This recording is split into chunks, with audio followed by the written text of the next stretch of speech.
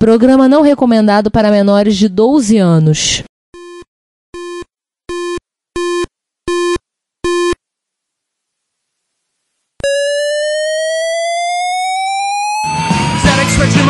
Dragon Vic and Oregon, Commodore 64, Amsterdam and Acorn Electron, cheaper BBC Micro.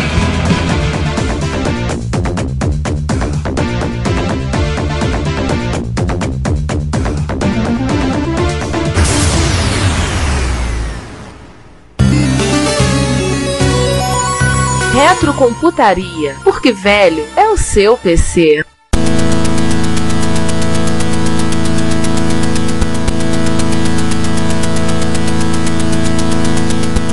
E aí chegamos em 83, né? E assim, agora uma pausa. Agora vamos ter que explicar, sair um pouco do PET para explicar algumas coisas sobre a Commodore.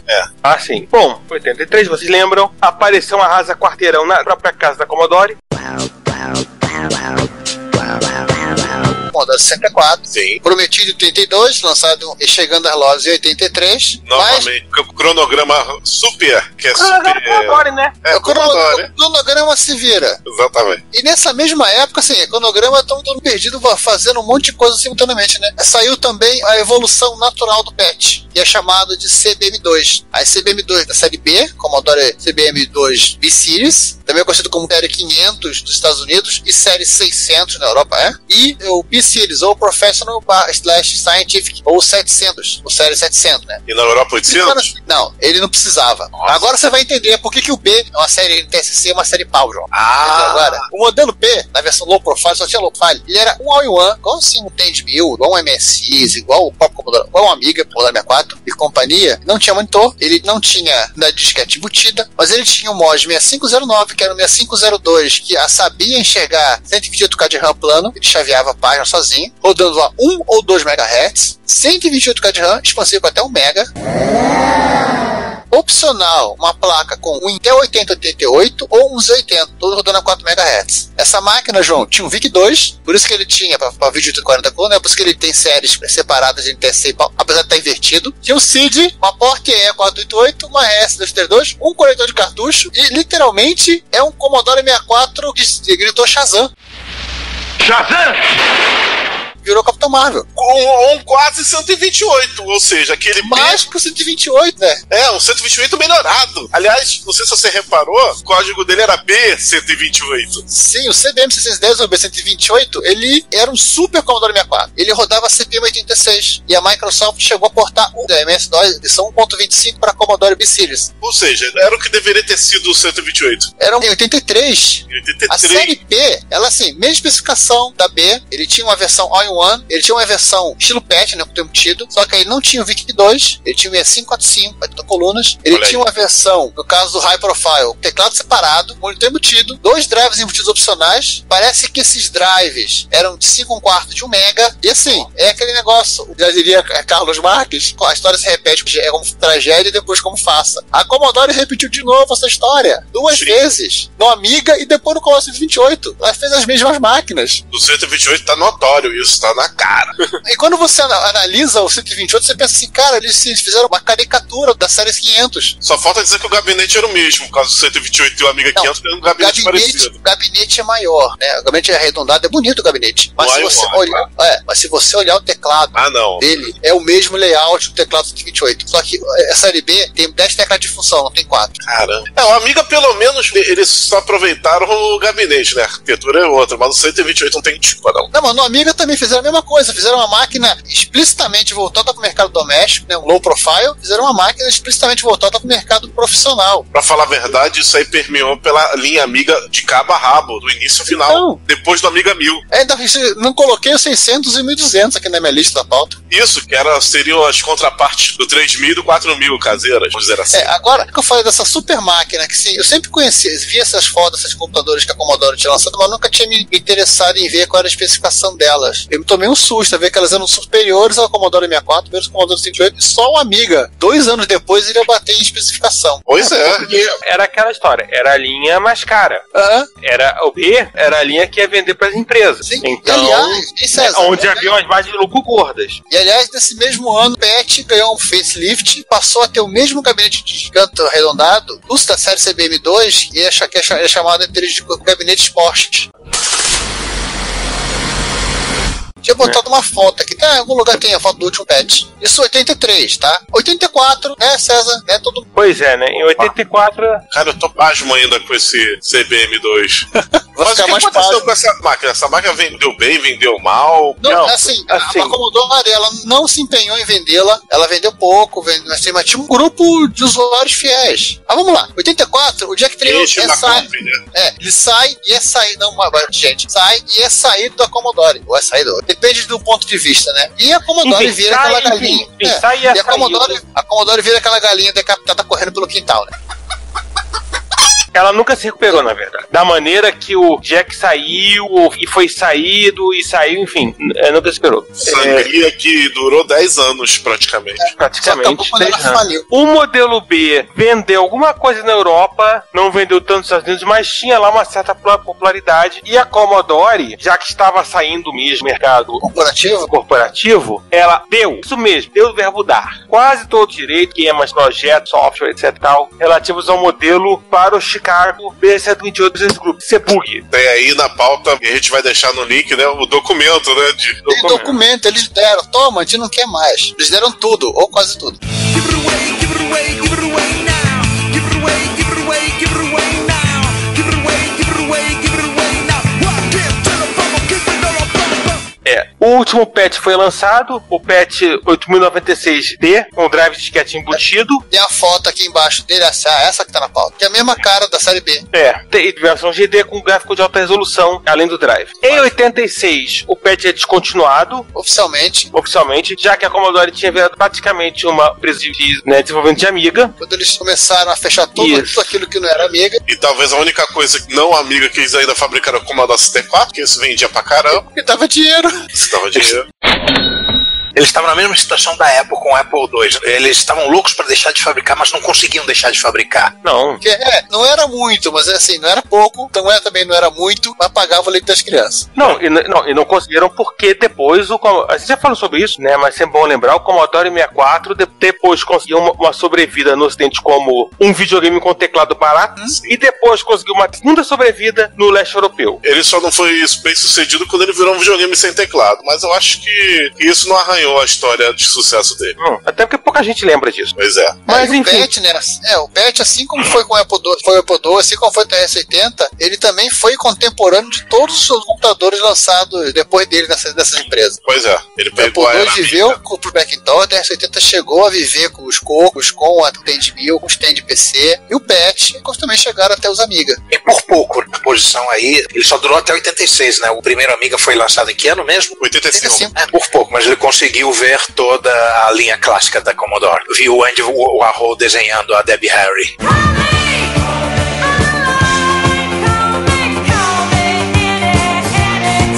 Exatamente. Sim, pode falar que na minha época não tinha essas coisas chiques de mouse. Esses 4096 cores, coisa muito Nutella. Mas o PET ele tem um legado forte dentro da própria Commodore, né? O primeiro legado é o Basic. I am your father.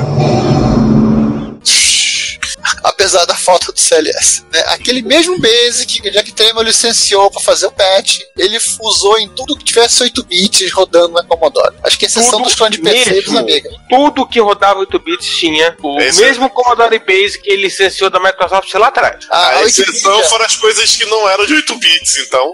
A Wikipedia tem uma lista interessante que fala, inclusive, que o que foi colocado e tirado em cada modelo e em cada máquina. Mas só para entender, como a versão 1.1, 2 e 4, elas foram usadas no patch. VIC-20, a versão 2.2, que é um Release 2 do VIC-20 no Commodore 64, a versão 4 Plus dos CBM2, que são as séries B e B, a versão 3.5, então só vai voltando, né? Foi usada no Commodore 16, no 116 e no Plus 4. A versão 7 foi usada no Commodore 128. Que é E aqui ganhou o CLS. Que chama-se CLR-SR. Que está 6 letras para escrever.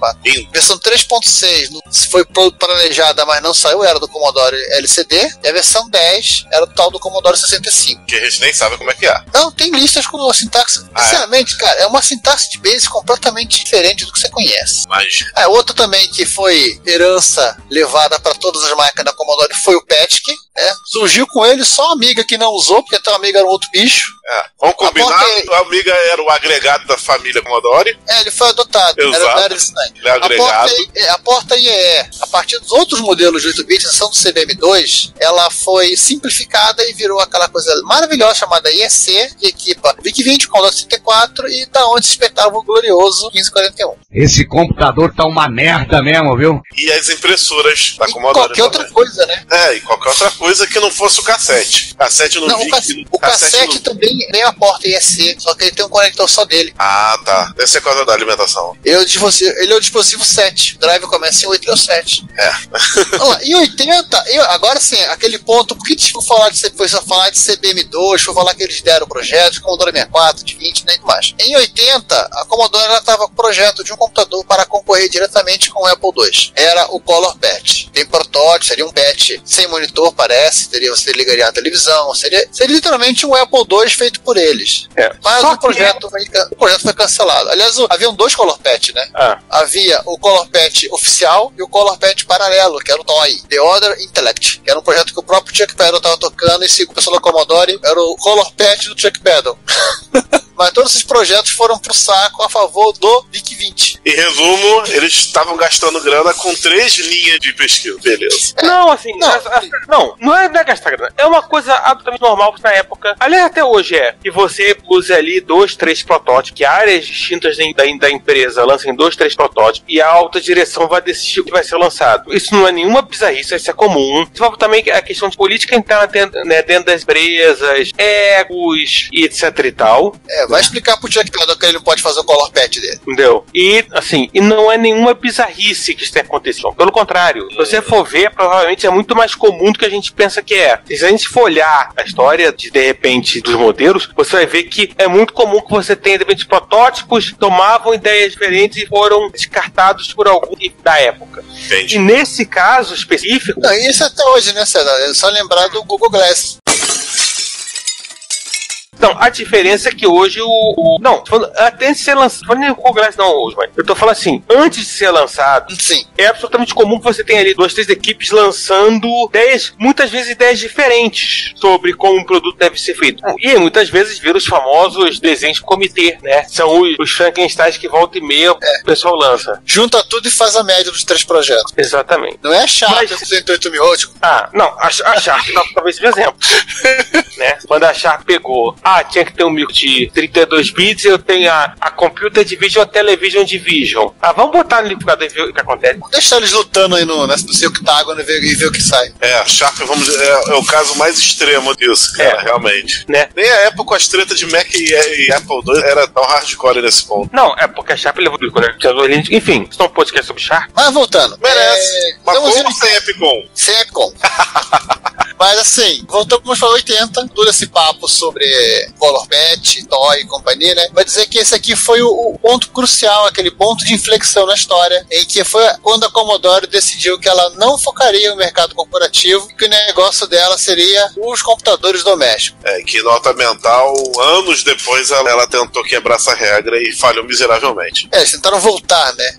Tentaram voltar e falharam miseravelmente. O pessoal do Secret Weapons of Commodore, inclusive, eles colocam o tópico do Color Patch na página deles, junto o tópico que não dá pra tirar. Eles falam que isso aqui é o ponto mais significativo na história, a explicação de como a Commodore mudou de uma empresa exclusivamente de negócios, business de eletrônica para negócios, para ser uma empresa totalmente voltada para o seu principal cliente, seu usuário doméstico. O irônico é a empresa Commodore Business Machines, né? Acaba sendo uma empresa que seria, o nome certo seria mais falar de Commodore Home Machines, ou coisa do tipo. Pois é. Ué, mas ela trocou o nome com o passar do tempo, a Commodore International, né? Virou só Commodore. Ela também trocou o nome. Não foi tão imediato quanto essa filosofia, mas mudou. Mas enfim, e pra terminar, por que não teve um modelo de 64K? Não, mas peraí, João, agora tem que ver aquele momento ativo. Se a Commodore resolvesse ter ficado no mercado corporativo, será que ela ia brigar com a IBM quando a IBM lançou o PC? Como seria o mundo de CBM 49, CBM 20 nas mesas das pessoas? E eu acho até que, se duvidar, não teríamos nenhum amigo, né? Não, mas você tava falando outra empresa. O CBM 16-bit. Aí, João, você tá falando lá do PET 64, não teve, né? A gente falou do 48, 4016, os 4032, 4099, não tem 4064? Pois é, 4064 tem? Não. Mais ou menos. Mais ou menos. O 4064 ou PET 64 literalmente é um Commodore 64 dentro de uma carcaça de PET. Ele é o primo do Educator 64, mas o Educator 64 não é PET 64, são máquinas diferentes. Uma coisa é praticamente uma coisa, outra coisa é praticamente outra coisa. Para dar para entender, o PS64 era realmente uma máquina feita num Commodore 64 dentro de uma carcaça de PET. Tipo assim, vendida em escolas. Porque tinha escola que ficava preocupada das crianças levarem, assim como nós ficamos preocupados das crianças roubarem o CP500, curso de informática do Brasil, os professores dos Estados Unidos ficaram preocupados de botarem um Commodore 64 na mochila, que era muito fácil. O problema seria a fonte. Pergunta, teve algum modelo com monitor colorido ou todos também monocromáticos? Dos mono. Mas teve também o Educator 64, também foi voltado para escolas, e a coisa mais retardada e maluca ainda, ele era feito com placas de Commodore 64 que eram recalchutadas, chutavam para assistência técnica, recalchutavam e colocavam no carcaça de PET. Veja bem, se não tem que mandar matar uma desgraça dessa. Ou seja, o Education 64 era um PET 64 Refilbit. Era literalmente a reciclagem, né? É a segunda linha. E acho que eles não tinham, além do preço, outro fator de eles não ter monitor colorido, além do preço, é claro, é pra inibir a garotada de ficar jogando, né? E não, jogar mesmo assim, perdido lá. Inclusive tem uma diferença interessante. PET 64, ele tem a ROM adaptada para que o Commodore 64 boot com letras brancas, né, e fundo preto. O Educator não, o Educator é reciclation mesmo, é reciclator. É literalmente a placa, põe sem mexer em nada, ligou naquele tubo verde, letras verde clara com verde escuro. Opa! Que beleza! Putz, tem que ter essas fotos nesse link aí. Tem colégio que comprou esta merda. Letra verde clara com fundo verde escuro. Me lembra, sabe o quê? MC1000. Pois é. Coco também, Juan. Não, Coco é o contrário. Não, Coco a letra é preta, né? Não é verde, mas a letra é preta, né? Ela não é exatamente preta. Na verdade, preto da letra é exatamente aquele fundo do MC10. É o mesmo tipo de controlador de vídeo, só invertido. Só parece preto, mas se você prestar atenção onde tá aqui o pixel da letra, não é zerado o RGB dele. Então ele é marronzinho, né? Verdinho. Ah, um verde bem escuro. Sim. Olha aí, tá uma coisa que eu não sabia. Essa é a tela do Educator. Esta aqui... MC1000 Feelings. Legal. Se a fonte fosse um pouco mais fina... E essa aqui... droga, eu sempre tô acostumado a ficar copiando do jeito aqui errado. Esse é o PET 64. A tela é um pouco diferente. Um pouco? É mesmo, é? Não, e só pra completar, existiu o 4064 efetivamente, que é o Teacher PET. Que era o professor. É o PET do professor. Seu PET. Ai, caramba! Pois é, né? O Educator 64, eles não mudaram a ROM, tá escrito Commodore 64 realmente na cara de pau. O computador educativo, a primeira coisa que você aprende é que você foi enganado. Se as crianças tinham dúvida, deram Commodore 64 no 4096, no Educator 64 a dúvida era zero. Não. Então, era educativo o computador, você aprendia. Você aprendia que é o mesmo computador lá de casa, Você aprendia sobre reciclagem. Trazia o joguinho no dia seguinte. Nota mental. Essas vindas do Educator 64 computavam como Educator 64 ou computavam como Commodore 64? Ou os mutreteiros votavam na conta dos dois? Acho que era na conta dos dois aí. Você só faz pergunta difícil. Bem-vindo, Jack Tramiel. Vindo Jack Tramiel e inflando aí as vendas do Comando 64. Mas aí, gente, o que é do PET hoje? PET tem uma legião de fãs, até onde eu sei nenhum deles no Brasil, porque eu nunca vi um PET, eu sabia de alguém que tem um PET no Brasil. Aliás, era exatamente isso que eu ia perguntar. Alguém aqui teve a oportunidade de ver um PET ao vivo em cores? Eu tenho duas coisas contra ele. Primeiro, que ele não foi uma máquina clonada aqui. E segundo, que ele é pesado pra... Pois é, trazer um bicho desse. Não ter sido clonado no Brasil, eu acho que serve pra qualquer Commodore. Mas tem a questão do peso, que realmente é obtuso. Ele até poderia ser clonado, porque ele não tem nada de mais lá, só chips da MOS. Mas ia ser um PET versão light, ou então com carcaça CP500. Kill it!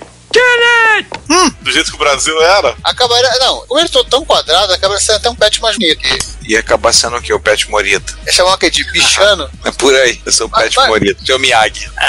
Mas nós, vira e mexe, nós falamos do PET por aqui, né? Nós citamos que uma impressora 3D foi conectada nele. Nós citamos aquela adaptação para usar óculos da Agora lança uma perda. Estaria o PET os cidadãos. Cidadãos foi ótimo. Ai, que burro, dá 0 pra ele. O pessoal lá dos Estados Unidos, a mesma coisa que o BBC Mike estaria pros ingleses? Não, eu acho que não. Não, porque... O Commodore 64 tá mais pra o Apple II. Porque o Apple II foi muito usado em escola também. Então, assim, o Commodore PET foi muito usado para escolas, mas o Apple II também foi. Mas na verdade, o TS-80 também. Na verdade, assim, enquanto as escolas britânicas só era o BBC Mike, só tem opção, nas escolas americanas não, dependia muito da verba que a escola tinha. Então tinha a escola que tinha Tandy, tinha a escola o Coco, o TS-80, tinha uma escola que tinha Apple II, tinha escola que tinha Commodore 64, PET ou whatever. Dependia muito do orçamento. O norte-americano não tem aquele computador, eu usei esse computador na escola, igual os britânicos têm. Eles usaram o que tinha, né? O que dava pra escola ter, se é que a escola tinha, né?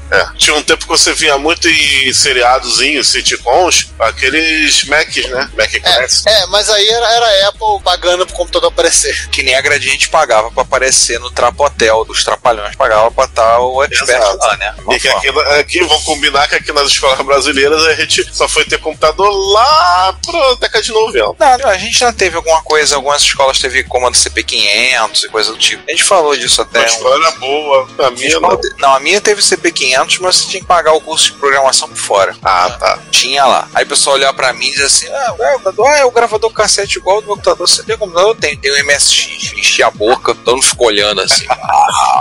CP500 usando um gravador cassete da Gradiente. Drive daquele CP500, não sei porque ele não tinha drive, era um CP500 por grafite. Mas a gente tá falando de CP500, a gente já foi falando. Episódio passado. Repassado da Trindade. Sim, PET é um desconhecido no Brasil, né? Sim, grande, pesado, complicado de trazer. Há pouco tempo a gente noticiou uma divulgação de software para PET, que foi liberado, a gente botou lá no Retrocomputaria, software que saiu agora PET, e software em disquete, o pessoal descobriu, estavam disponibilizando para quem quisesse pegar uns 20 disquetes, sei lá, software que até há pouco tempo era considerado inédito. É uma máquina, assim, curiosa. Eu tava vendo há pouco tempo de um jogo que foi feito, fizeram a versão para Android recentemente, e o jogo originalmente era para PET. Boa, é isso que eu ia perguntar. PET tinha jogo? Tinha, apesar dele não ter um modo gráfico, né, ele tinha aquele monte de caracterzinho que o pessoal utilizava para fazer jogos. Então deu pra fazer cópia de Pac-Man, clones de Space Invaders, por aí vai.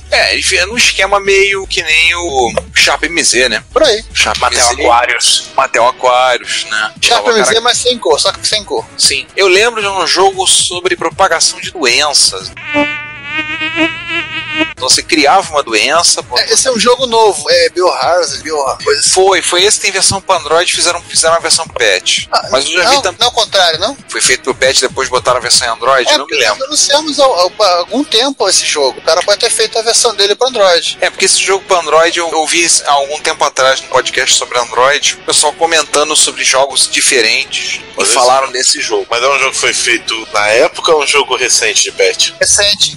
Bem recente. E tem Tem também jogo de simulação de guerra termonuclear, eu lembro de ter visto também no PET. Olha, viu? Não é só o Inside 8080. o Inside que tem esse jogo, não. O Inside era Você vê que Vera, o Inside não rapaz. O tinha. Inside era Vera. O Inside não tinha, ele jogava na nuvem. O Inside era o único micro que você podia no Opera. Segundo jogo de guerra, tá? Segundo o filme, que se tá no filme é verdade, o Inside é o único micro capaz de destruir o mundo. A regra é a seguinte: se tá no filme, há uma grande chance de ser verdade. Se tá na internet, é verdade. Se tá no Facebook, é verdade absoluta. Isso é a aí. regra de hoje em dia. Oi. É a regra. Saiu nos 3, então é incontestável. É dogma incontestável. É um axioma. Na verdade, se quiserem ouvir um pouco de história, o Kevin Savage, ele conta que a mãe dele, depois que assistiu os jogos de guerra, que ela decidiu que não ia dar um computador pro filho dela. Você vai destruir o mundo! Aí eles vão fazer um seriado chamado Os Incríveis. Mas aí eu acho que eu fico com a versão dos juros, do pai dele. Não! Kevin Savage, não, Kevin computador Savage. vai ter que entrar em 5 empregos. Hã? Não, esse é o Chris. Eu tô falando, o Kevin Savage é do Anos Incríveis. Kevin Savage. E confundi os seriados dos anos 80. Sobre os anos 80. Nenhum nem outro. Kevin Savage é da Atari Magazines. Ah, caraca. Agora deu um nó na minha mente, cara. Misturamos tudo. Eu confundi o Kevin Savage com Fred Savage. Ai, caramba! Olha. Bom, gente, já que o papo já desandou mesmo. Não. Isso também porque tem coisa. tem mais coisas a falar sobre o Pet, é isso? Não, até temos. É que a gente tava querendo evitar, né, César? É triste. Esquece que vocês. Vamos. Isso o quê? Se insistir, a gente bota o link e só. Não comentamos. Não, bota o link. Eu vou colocar porcaria de link no show notes, não, porque não merece. Vamos só dizer o seguinte: você vai no site da CNET, procura Commodore PET, pronto.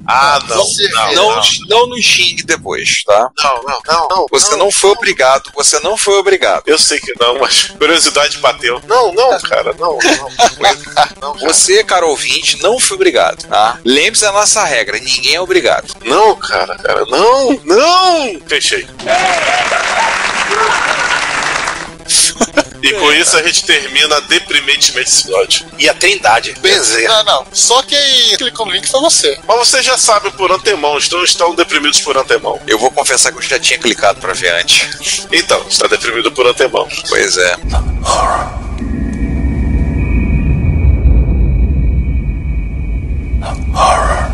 E pra terminar, a gente deu pincelada sobre ele durante os 3 episódios, quer dizer, pelo menos os 2, né, que eu sei que participei primeiro. Vamos falar de equipamento que não é um microcomputador, mas saiu em 77 também. Ô, João, vamos fazer o seguinte: cada um fala um pouco da comparação entre 3 micros da Santíssima Trindade e o Atari VCS, depois virou o Atari 2600. Isso. Eu acho que cada um pode falar um pouquinho, então quem quer começar? Começa você, César. Beleza. Bom, obviamente a gente não falou do Atari VCS, né? Embora tenha sido o outro grande lançamento computacional de 77. Foi o Amém. Pai e filho. Foi o Amém. Santo, o Atari 2600 foi o Amém. Que Amém. Né, que foi o Amém. Mas claramente a gente vê 4 visões diferentes que se tornaram 4 computadores bem diferentes. A visão Eram linhas de evolução diferentes também, né? Não, eu sei, eu vou chegar lá. Eu não falando nem de evolução. Quando eu falo 4 computadores diferentes, um é um videogame, e portanto tinha que ser vendido a um preço que as pessoas pudessem comprar quase uso em loja de brinquedo. Um computador que é tipicamente de engenheiro, um computador tipicamente do hacker, do Apple II. Um computador de um hacker limitado pelo fato de estar trabalhando numa empresa que vendia para o mercadão, que era o TRS-80, modelo 1. E o Commodore PET, que é um computador também de engenheiro, talvez menos hacker e mais engenheiro, até porque ele desenvolveu também a CPU, e que era coisa completamente diferente dos outros 3. Nesse ponto, eu acho que a trilogia de 77 ela foi extremamente rica, porque eu acho que todas as linhas gerais, como o mercado do computador se envolveria pelos 30, 40 anos à frente, foi lançada ali. Até a questão do videogame, a relação do computador com o videogame, que sempre foi uma coisa meio esquisita, né? Sempre foi uma coisa meio conforto para ambos os lados, tanto para o videogame como o computador. Então, nesse ponto, eu acho que a trilogia, ela fala... A gente já falou, ponto forte para cada um dos computadores, não vamos entender na já que tem galera que fala muito melhor de jogo que a gente. Oh, yeah. Mas eu acho que o mais importante é isso. O nosso ouvinte vai sair desse ano vendo claramente que 4 visões de mundo diferentes, eram 4 computadores diferentes, que se desenvolveram de maneiras diferentes. Realmente o que o César falou é certíssimo. Sobre o Atari 2600 em especial, a importância dele, primeiro é que vai botar um outro player nesse mercado de computadores, que é a própria Atari. A Atari aí que a gente citou muito nesse episódio da Commodore e outros episódios da Commodore e do Jack Tramiel, a gente citou muito ela. Ela vai entrar com player nesse mercado fortíssima, e que o 2600 é que começou a dinastia. Ele é o epicentro da linha Atari 8-bit. O desenvolvedor um dos desenvolvedores-chave é o Jay Miner, que vai trabalhar no Atari 8-bits e depois vai cair no outro micro, que é o Amiga, né? Vai sair da Atari para a própria empresa dele, depois vai ter todo aquele rolo que a gente já explicou. E tem que considerar também que o Atari 2600 ele tem uma vantagem: gráficos e sons de ponta. Ponta quadrada. Ponta quadrada. Gente, em 1977, desses 3 micros, o único micro que tem gráficos é o Apple II, que tinha vantagem com maior resolução, só que tinha menos cores, capacidade de scroll e de sprite. É que a gente pode chamar que o Atari tem sprites, enfim. Não, o Atari 2600 ele tem 2 sprites e ele não tem scroll. Mas ele acaba fazendo o scroll na barra. João, ele não tem scroll porque ele não tem memória de vídeo. Pois é. É um jeito de fazer scroll nele, fazer o quê, né?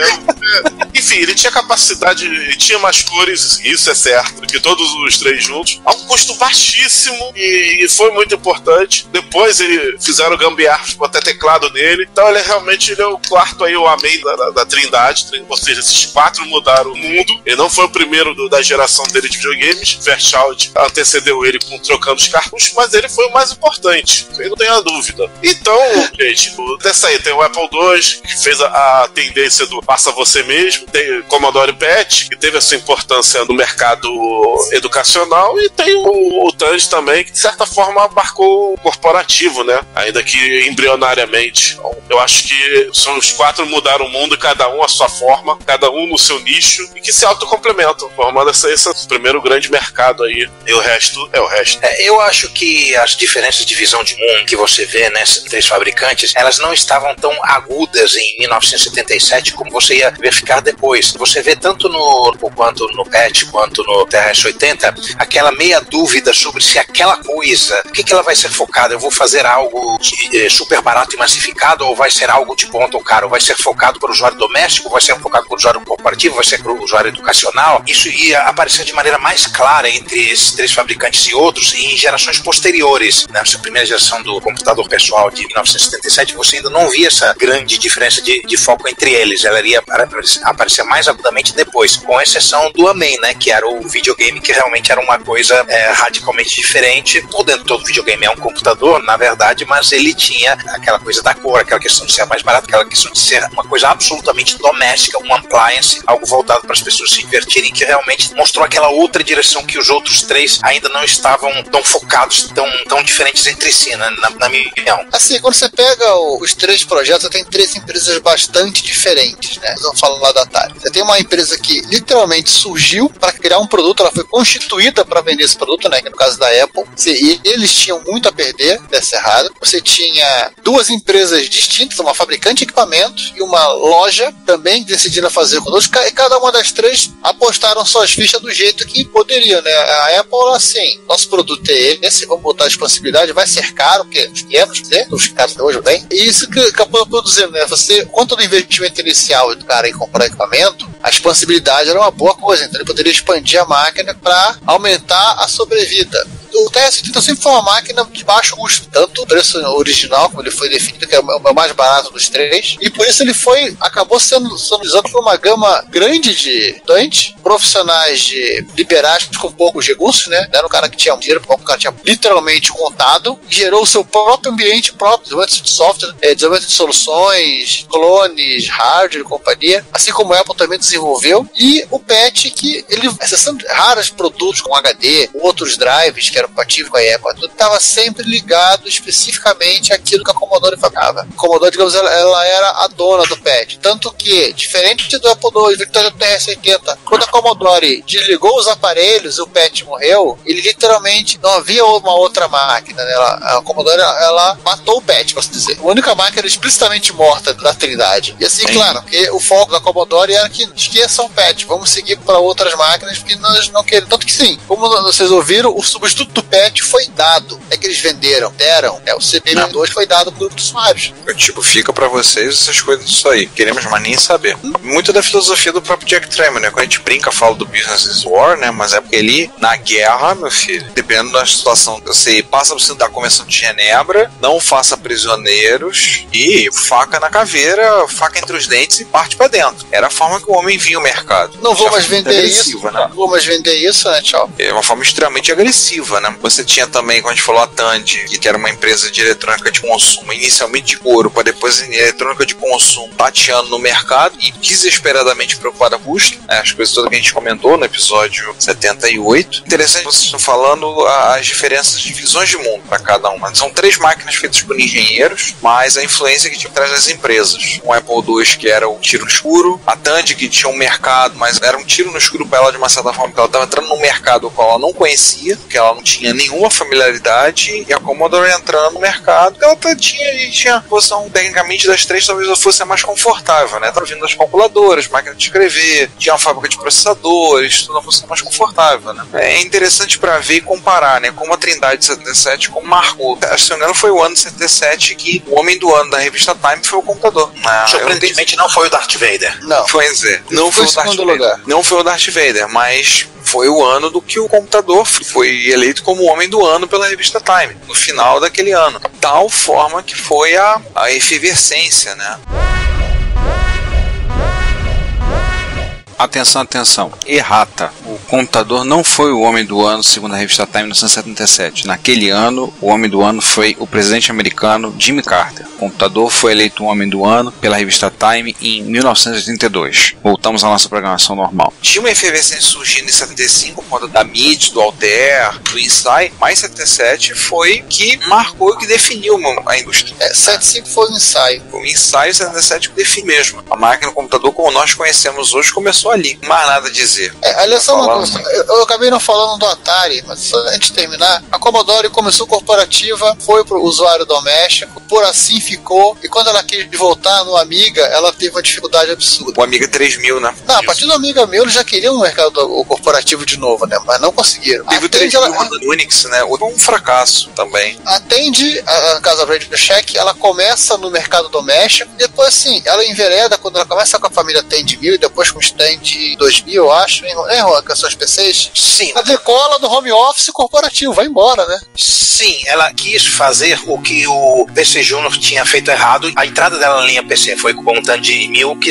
o objetivo seria manter a compatibilidade com o IBM PC de maneira melhor que o próprio PC Junior fez. Nesse meio termo eles conseguiram salvar a Sierra, né? E era uma coisa assim focada pro doméstico. Vamos pegar essa máquina, que era uma máquina corporativa, e vamos levar ela para o doméstico para ser algo que também é doméstico, mas sem deixar de ser corporativo. Mas o movimento foi para o doméstico. Eles evoluem, assim, eles dão uma certa evolução a uma máquina doméstica, ao mesmo tempo que eles começam também a fazer os próprios PCs dele, e começam a entrar nesse mercado, digamos, entre aspas, home office, small office, né? E a Apple ela começa, basicamente, vamos vender computadores para as pessoas, ou robista, ou hacker. Ela fica, assim, hoje em dia, né, ela fica sambando entre corporativo e doméstico. Ela oscila, né? Nesse período ela oscila entre eles. Você vai, por exemplo, posteriormente, o Liza era uma máquina que era inviável de ter em casa, mas mais usada, por mais que se pese que o Liza foi um iceberg quase a fundo do Titanic da Apple, foi vendido para a empresa. A NASA foi usuário. Aí chegou o Mac com a ideia de ser praticamente só para a NASA. E aí você vai pro discurso da máquina pro resto de nós, que é o Macintosh. Aí você tem antes os Apple II, começa a ter essa penetração em escolas, que é o pessoal. A Apple oscila entre os dois. Ela balança entre os dois mercados. A princípio todos querem todos os mercados, né? Mas você tem que ver quais são suas forças e suas fraquezas. Sim. E para dar meu ponto final, César, para dar meu ponto final sobre o Atari ele entra como o appliance, o primeiro produto de eletrônica de consumo doméstico, né? Você precisa comprar e ter na sua casa, ele não precisa saber muito como aquilo funciona. E ele, ao mesmo tempo, ele foi o artífice da sua própria distribuição. destruição, né? Porque ele foi tão bem sucedido que não teve que suceder o Atari 500. Ele não só conseguiu se autodestruir, como ele também foi parte, quer dizer, o segundo movimento depois da Trindade, que são as outras empresas que chegaram para também vender computadores, que é a Home Computer Wars, que vamos ter que fazer um episódio no futuro, agora acabamos a Trindade, né, César? Podemos pensar nisso para 2018. Atos dos Apóstolos. Nós temos a Home Computer Wars, né? Que é o nome que é dado de que explica o que aconteceu entre 78 e 83. Cara, se elas são os Atos Apóstolos, o Crash 84 é o Apocalipse, né? Literalmente. É isso aí, é por aí mesmo. Aliás, eu vou só completar o que o Giovanni falou. Eu acho que nem a Atari nem os concorrentes dela compreenderam o sucesso do próprio Atari 2600. Os sucessores do Atari, isso inclui até o XEGS. Se bobear até o Jaguar, lá na década de 90, a Atari não compreendeu até hoje o sucesso do Atari 2600, coisa que os concorrentes japoneses compreenderam, a Nintendo e a Sega. Sim, a Sega compreendeu mais o mercado que ela estava do que a Atari. Eu acho que tem também o seguinte, a Atari do CGS e tal, é uma Atari completamente diferente da Atari 2600, né, do 2600. Saiu da Atari moleque, Atari de várzea. Mas aí que tá, a Atari pós... meu Deus, qual é o nome dele mesmo? Deu branco. Bushnell. Bushnell. Pós Nolan Bushnell, já era uma Atari diferente que não entendia o sucesso do Atari. Da Time Warner e depois a Atari do Tremiel. Não entendia o 2600. E o que veio depois no mercado de console. Só isso. Se inventaram o mercado de console e não souberam saber o que fazer com ele. Tu vê nitidamente nos concorrentes do Atari, nos concorrentes e nos sucessores do Atari, e o pessoal saiu copiando o que a Atari fazia. Nos sucessores ela já meteu o pé pelas mãos e o pessoal só copiou. Quer ver um grande exemplo? Isso que eu falei que até o Jaguar entra nessa. Porque raio de controle tem que ter maldito controle com teclinha de teclado numérico. Pra você ligar pra casa. ET, né?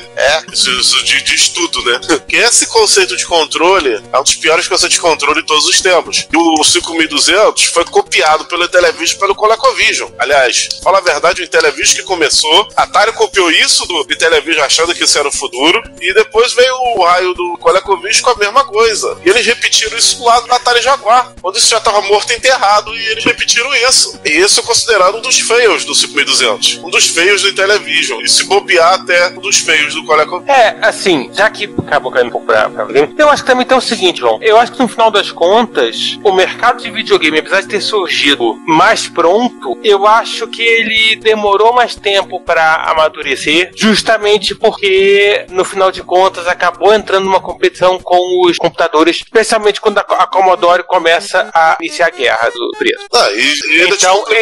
Então eu acho que no final das contas, e aí eu entendo a importância que o pessoal dá à Nintendo, particularmente nos Estados Unidos. Sim. A Nintendo, ela dá o amadurecimento a esse mercado. A Nintendo, ela dá o direcionamento e ela dá o que hoje a gente pensa como um videogame. Tipo, né, a partir do momento em que, por exemplo, o joypad começa a se tornar um modelo padrão para jogos, em vez de joystick mesmo. Graças a Nintendo. A questão dos botões, um tipo de jogo que depois, de certa maneira, a concorrência com a Sega acabou meio que explodindo isso depois, quando entra a Sony pegando um gamer mais maduro. A coisa acabou derivando lá que é hoje. Então acho que tem tudo isso, no final das contas. Apesar do Atari VCS ter surgido muito mais próximo do que a gente chama de videogame hoje, do que o Apple II, o TR-60 modelo 1 e o Commodore PET, do que a gente chama de computador, eu acho que no final das contas, a iteração da indústria de computadores, que foi extremamente rápida, tem que lembrar de uma coisa. A gente tá falando no nosso podcast aí de um período de 17 anos, mais ou menos, mas a grande parte que a gente fala tá lá no período de 10 anos, que foi um período de extraordinária fermentação do mercado de computadores. Foi um período que todo mundo entrou com ideia nova, entrou com coisa diferente, entrou com maneira nova de testar, né, empresas com visões diferentes, inventores com visões, eles entram e criam isso. Ao contrário do videogame, que era um negócio que naturalmente era mais complicado, porque é muito mais difícil você colocar um videogame na rua, porque depende de você ter jogo pra rodar naquele videogame. O computador você você vai lançar com o mínimo necessário. E na época, algum moleque ia lá e criava um jogo. A indústria inglesa começou assim. E ficou assim por um bom tempo, diga-se passagem. E ficou assim por um bom tempo. Então acho que tem isso no final das contas. Você tá falando, ô João, que apesar, e de novo, não falamos de videogames clássicos, mas